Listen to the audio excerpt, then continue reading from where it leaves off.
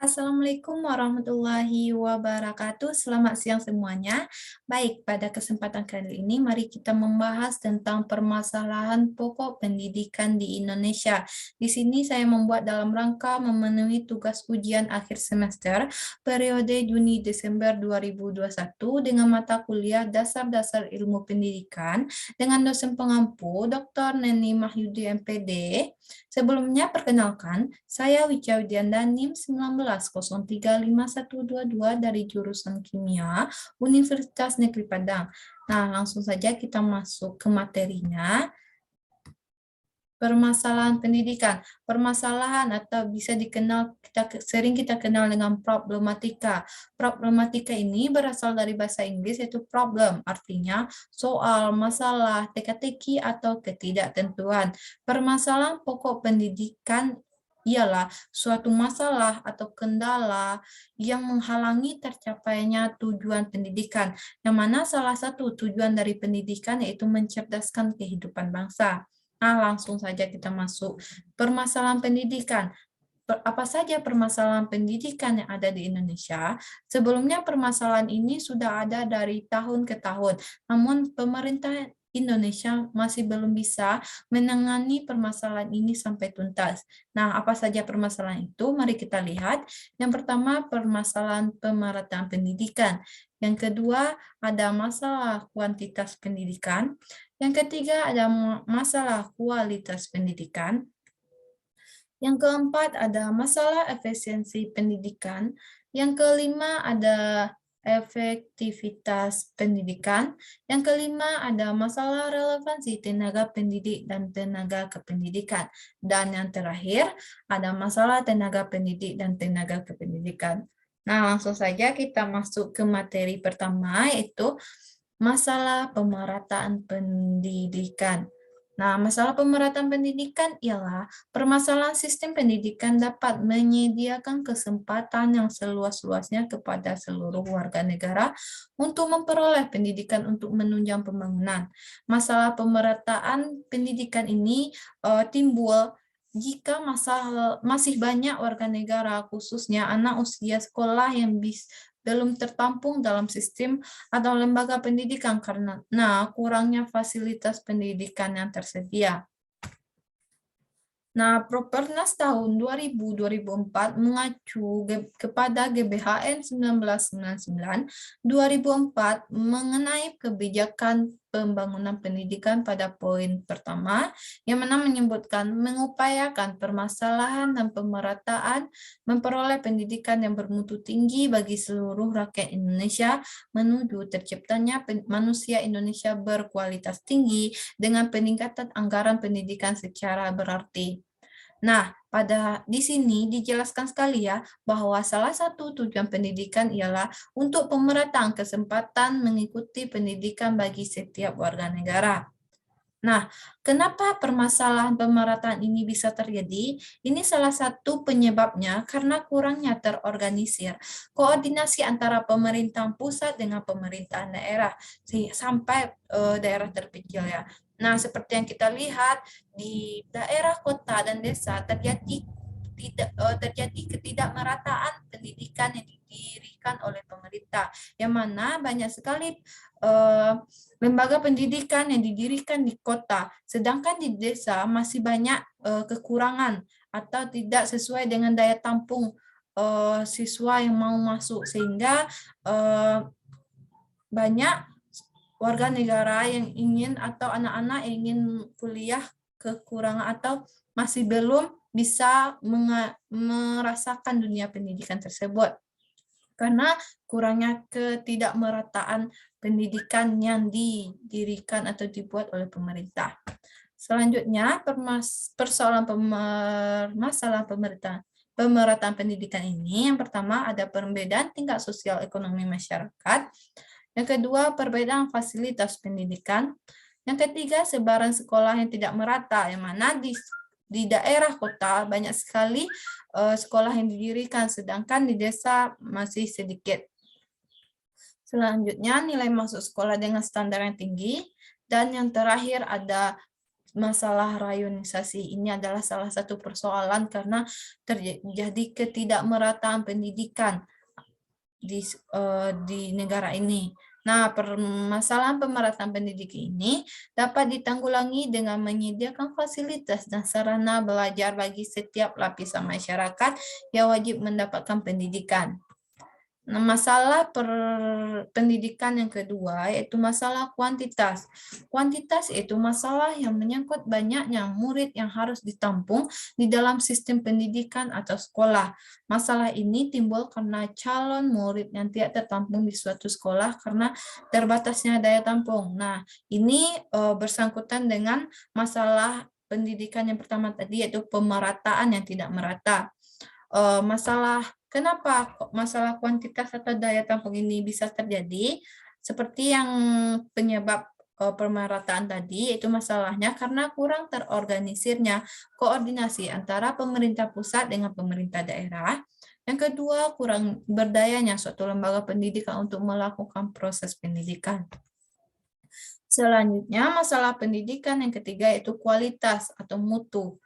Kualitas ialah hasil output dari suatu pendidikan. Kualitas sama halnya dengan memiliki mutu atau bobot.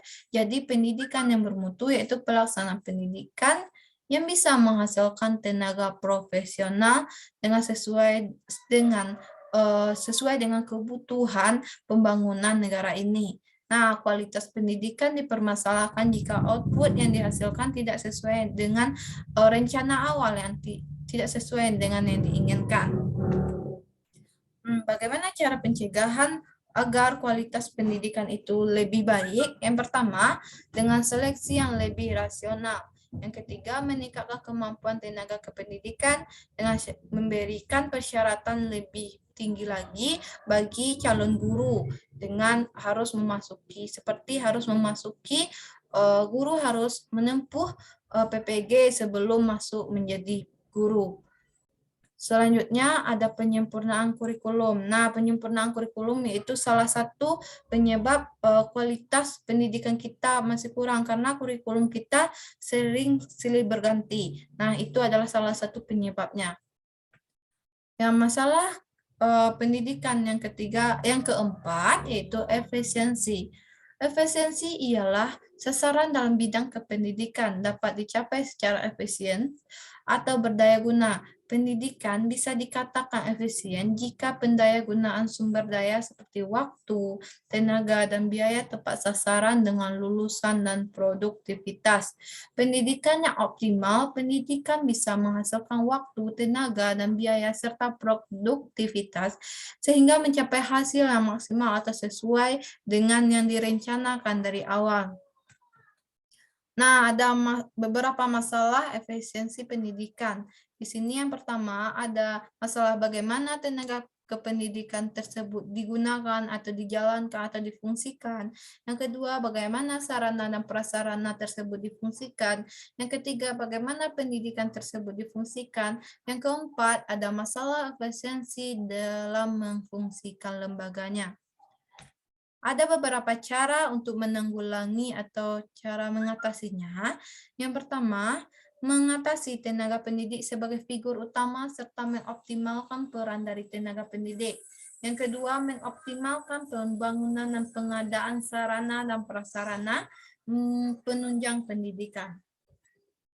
Selanjutnya, yang kelima, efektivitas. Pendidikan yang efektif ialah pelaksanaan pendidikan di mana hasil yang dicapai sesuai dengan rencana, program yang telah ditentukan di awal atau sebelumnya. Tujuan dari pelaksanaan pendidikan yaitu mengembangkan sumber daya manusia sedini mungkin terarah dan terpadu dan menyeluruh melalui berbagai upaya pendidikan. Dan pendidikan tersebut dikatakan tidak efektif jika seluruh komponen yang sudah ada tidak dijalankan dengan maksimal atau tidak dijalankan secara utuh. Nah, bagaimana cara penanggulangan ini? Salah satu cara penanggulangannya atau cara mengatasinya yang pertama, meningkatkan kualitas tenaga pengajar atau tenaga kependidikan tersebut. Yang kedua, pemantauan penggunaan dana pendidikan dapat mendukung pelaksanaan pendidikan yang efektif dan efisien. Yang ketiga, pelaksanaan pendidikan yang lebih terorganisir lagi ya. Nah, yang keenam, masalah pendidikan yang keenam yaitu relevansi tenaga pendidik dengan tenaga kependidikan. Hubungan tenaga pendidik dengan tenaga kependidikan. Masalahnya, yaitu relevansi pendidikan ialah kesesuaian antara kependidikan dengan perkembangan di masyarakat. Nah, pendidikan dikatakan berhubungan atau sinkronisasi relevan jika sistem pendidikan bisa menghasilkan output atau hasil yang sesuai dengan pembangunan yang diinginkan, yang meliputi kuantitas, jumlahnya, kualitas, mutunya, dan memiliki kesesuaian dan keterkaitan dan kesepadanan. Nah, rendahnya mutu dan relevansi pendidikan juga diakibatkan oleh rendahnya kualitas tenaga pengajar atau tenaga kependidikan tersebut. Nah, di sini diharapkan kerjasama antara lembaga pendidik dengan berbagai organisasi masyarakat agar bisa mengatasi rendahnya mutu itu. Gambaran pekerjaan yang ada setelah gambaran tentang pekerjaan yang ada dari pendidikan yang sudah kita lakukan selama ini. Yang pertama, status lembaga pendidikan sendiri masih bermacam-macam kualitasnya, yaitu tidak selalu baik. Yang kedua, sistem pendidikan tidak pernah menghasilkan output siap pakai, yang ada ialah siap kembang. Nah, di sini output dari pendidikan Indonesia belum bisa langsung siap pakai, namun hanya bisa sampai siap kembang saja. Diharapkan nantinya output dari pendidikan ini siap pakai. Lalu yang ketiga, peta kebutuhan tenaga kerja dengan persyaratan yang dapat digunakan sebagai pedoman oleh lembaga-lembaga pendidikan untuk menyusun programnya yang tidak tersedia. Lalu yang terakhir, masalah pendidikan yang terakhir yaitu masalah tenaga pendidik dan tenaga kependidikan. Dari Peraturan Pemerintah Nomor 19 Tahun 2005 tentang Standar Pendidikan dan Tenaga Kependidikan, itu pada pasal 28 ayat 2, dijelaskan bahwa pendidik harus sesuai dengan ijazah dan sertifikat keahlian yang relevan yang berhubungan dengan perundang-undangan yang berlaku. Di sini terdapat pada pasal 10 ayat 1 yang berbunyi, kompetensi guru sebagaimana dalam pasal 8 meliputi kompetensi pedagogik, kompetensi kepribadian, kompetensi sosial, dan kompetensi profesional yang diperoleh melalui pendidikan profesi atau yang kita kenal dengan PPG. Nah, dalam dunia pendidikan pasti memiliki tenaga pendidik dan tenaga kependidikan itu pasti dimiliki dalam dunia pendidikan.